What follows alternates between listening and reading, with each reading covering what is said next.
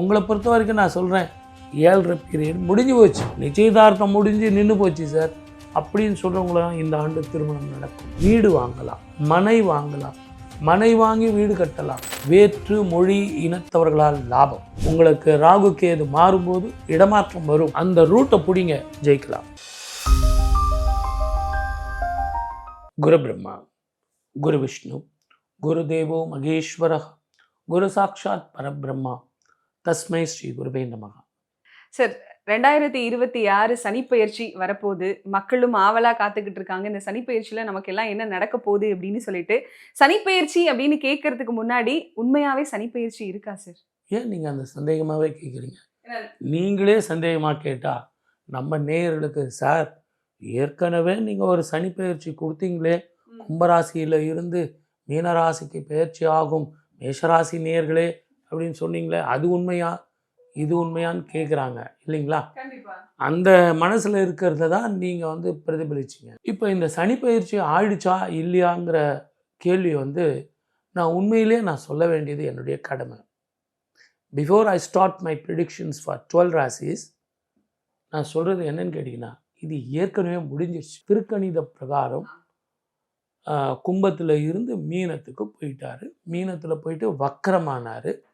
வக்கரமானதுக்கெல்லாம் கூட நீங்கள் பலன் போட்டிங்க. அவர் பூரட்டாதி 4ஆம் பாதம் வரைக்கும் வந்தார். நான் சொல்கிறத நீங்கள் கவனிக்கணும். என்னுடைய அன்பு நேர்களை புரிந்து கொள்ளுங்கள். பூரட்டாதியினுடைய 4ஆம் பாதமான மீனராசி வரைக்கும் கடைசியாக வந்து திருப்பியும் அவர் முன்னோக்கி போகிறார். அவர் இப்போ முன்னோக்கி போகிறத தான் பெயர்ச்சின்றாங்க. அப்போ ஏற்கனவே பெயர்ச்சியானது அவர் கும்பத்தில் இருந்து வரலையே, பூரட்டாதி 4ஆம் பாதத்தில் இருந்து தானே வரார். ஒரே ராசியில் பாதம் விட்டு பாதம் மாறுறதுக்கு பெயர்ச்சின்னு பேரா? அந்த காலத்தில் ரிஷிகள் எல்லாம் வாக்கிய பஞ்சாங்கம். இன்றைக்கி எனக்கு கம்ப்யூட்டரில் வந்துடுச்சு சார், இதிலே பெயர்ச்சி ஆயிடுச்சு சார், இப்போல்லாம் சொல்லக்கூடாது சார் அப்படின்னு நான் ஏதோ எனக்கு தான் எல்லாம் தெரியுங்கிற மாதிரி நான் சொல்கிறேன். இருந்தாலும் அன்று முனிவர்கள், ஞானிகள், யோகிகள், ஜோதிட வித்வான்கள் இவங்கெல்லாம் என்ன பண்ணாங்கன்னா, தன்னுடைய ஞான திருஷ்டிலே பார்த்து இந்த கிரகங்கள் எங்கே இருக்குது, எப்படிப்பட்ட கோணத்தில் இருக்குன்னு சொல்லி அவங்க குறித்து வச்சது கரெக்டாக. அந்த வாக்கிய பஞ்சம் பிரகாரம் தான் நம்ம பலன் சொல்லிட்டு இருந்தோம். திருக்கணிதம் அப்படின்னா திருத்திய கணிதம்னு அர்த்தம். அது அப்போ கணிதம் இல்லையானா அதுவும் கணிதம் தான். திருத்திய கணிதம், திருக்கணிதம். அப்போது ஒரு திருநள்ளாறு அப்படிங்கிற ஸ்தலத்தில் சனீஸ்வரருடைய சன்னதி, அங்கே சுவாமி ஈசன் இருக்கார், தர்பாரண்யேஸ்வரர். அங்கே மூல கடவுளை யாருன்னு கேட்டிங்கன்னா அவர் தான். ஆனால் நம்ம எல்லாம் நினச்சிட்டு இருக்கோம் சனீஸ்வரர் கோவில்னு. சனீஸ்வரர் சந்நிதி, மூல கருவறையில் இருப்பவர் தர்பாரண்யேஸ்வரர். தர்பை காடு, அந்த ஊரே தர்பை காடு. அந்த தர்பை காடுங்கிறது சனீஸ்வரருடைய ஸ்தல விருட்சம். அதனால் அந்த தர்பை காடில் அவருங்க அங்கே இருக்காங்க. இப்போது அந்த திருநள்ளாறில் சனீஸ்வரர் தனக்கு ஏற்பட்ட பிரச்சனைக்கு தீர்வு காண்றார். அவருக்கே பிரச்சனை வந்தது இல்லைங்களா? அவருக்கே பிரச்சனைக்கு தீர்வு காண்றதுனால்தான் அவர் சுவாமிகிட்ட வேண்டிக்கிறார். சுவாமி, எனக்கு எப்படி அருட்கடாட்சம் கொடுத்தீங்களோ அதே மாதிரி 7.5 சனி, அர்த்தாஷ்டம சனி, கண்டக சனி, அஷ்டம சனி யாருக்கு வந்தாலும் இந்த ஸ்தலத்தில் வழிபட்டா அவங்களுக்கு நான் கெடுதி செய்ய மாட்டேன், நல்லது செய்வேன்னு அவர் ஒரு சத்தியவாக்கு கொடுக்குறார். அதனால தான் நம்ம இப்போ போகிறோம்.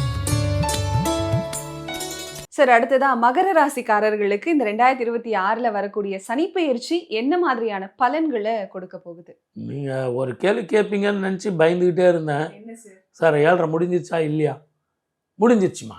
ரொம்ப சந்தோஷம். ஆமாம்மா, நீங்கள் கேட்கலனா கூட நம்ம நேயர்களுக்கு நான் சொல்லி தான் ஆகணும். எப்போ கேட்பாங்க அப்படின்னு வெயிட் பண்ணிட்டு இருப்பாங்க. 7.5 சனி வாக்கிய பஞ்சாங்க பிரகாரம் மாறிடுச்சு, திருக்கணித பிரகாரம் மாறிடுச்சு.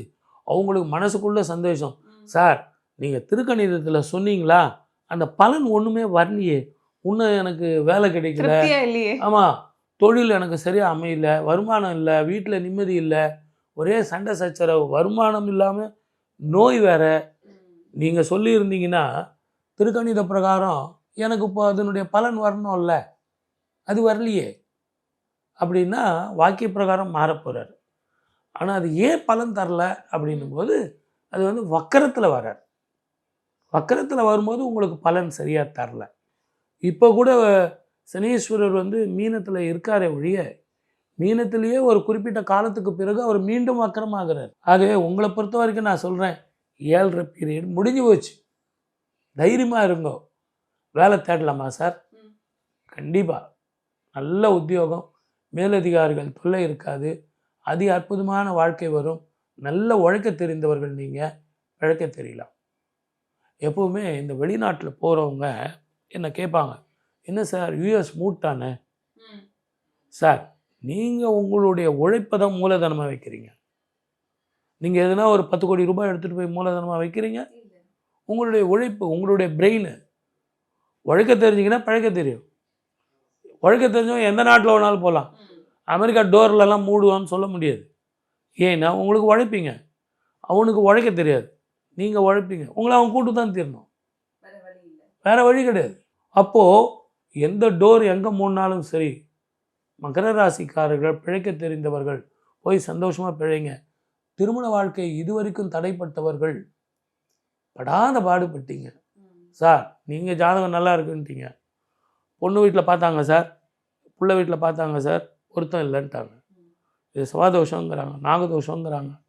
அதனால் கல்யாணமே ஆகலை சார், நிச்சயதார்த்தம் முடிஞ்சு நின்று போச்சு சார் அப்படின்னு சொல்கிறவங்களாம் இந்த ஆண்டு திருமணம் நடக்கும்.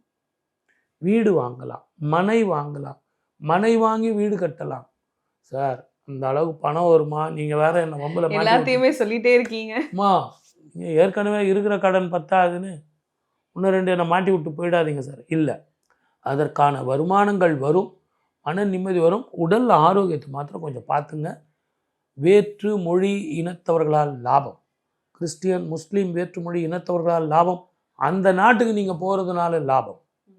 ஆகவே உங்களுக்கு ராகு கேது மாறும்போது இடமாற்றம் வரும், அந்த ரூட்டை பிடிங்க, ஜெயிக்கலாம். இந்த சுப காரியங்கள்ல குழந்தை பாக்கியம் எப்படி இருக்கும்? மகர ராசி நல்லா இருக்கும்மா. ஆனால் உடம்பை வந்து டாக்டர் பார்க்கணும். கணவன் மனைவி மட்டுமே பிரயோஜனம் இல்லை, 2 பேருமே போயிட்டு வரணும். அதை ஏன்னா மனசில் நிம்மதி இல்லையம்மா. எப்போ தாம்பத்தியங்கிறது மனசில் நிம்மதி இருந்தால் தான். அந்த நிம்மதியாக இல்லையே, இப்போ தான் இவங்களுக்கு அந்த நிம்மதியாக வரப்போகுது. நல்லாயிருக்கும். அதுலேயும் கடகத்தில் குரு வரும்போது 7ஆம் பார்வையாக உங்களுக்கு உங்கள் ராசியை பார்க்க போகிறார். சனீஸ்வரரும் நல்லாயிருக்கும், குருவும் நல்லாயிருக்கும், வருமானம் கூடும், உங்களுடைய உழைப்புக்கு மரியாதை வரும். நீங்கள் இது வரைக்கும் பணத்துக்காக சண்டை போடல, ரிகக்னிஷனுக்காக சண்டை போட்டீங்க. You will get the recognition. கண்டிப்பா. இப்போ இந்த மகர ராசிக்காரர்கள் இந்த சனிப்பெயர்ச்சி காலத்துல எந்த கடவுளை வணங்கலாம்? திருநள்ளாறு தர்பாரண்யேஸ்வரர் போயிட்டு வாங்க.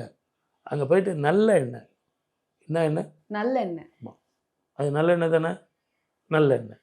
நல்லெண்ணெய் 1 கிலோ வாங்கி செக்கில் ஆன நல்லெண்ணெயை கொடுத்து சுவாமியினுடைய கருவறையில் சேர்த்துக்க சொல்லுங்கள்.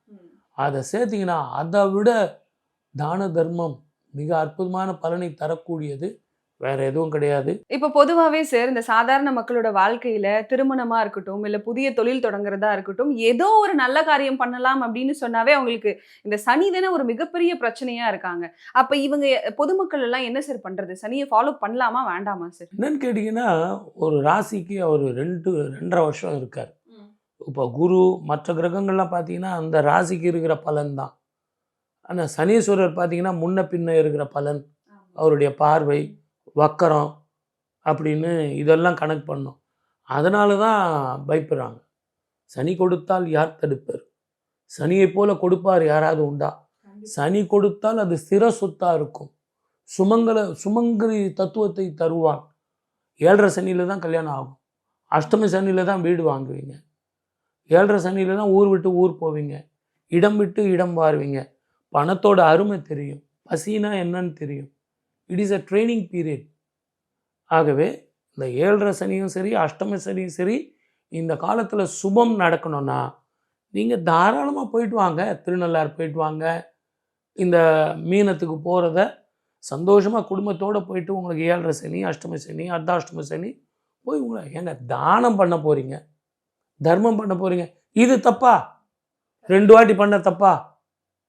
3 வாட்டி கூட பண்ணுங்களேன், அதனால் ஒன்றும் தப்பு இல்லை. எனக்கு அவருடைய பார்வை வந்து நல்ல பார்வையாக மாறணும், கொடுமை போகணும், உடல் ஆரோக்கியம் வரணும், சிற சொத்து சேரணும், குடும்பத்தில் நிம்மதி வேணும், சந்தோஷம் வரணும். விட்டுருங்க, தைரியமாக சந்தோஷமாக போயிட்டு வாங்க.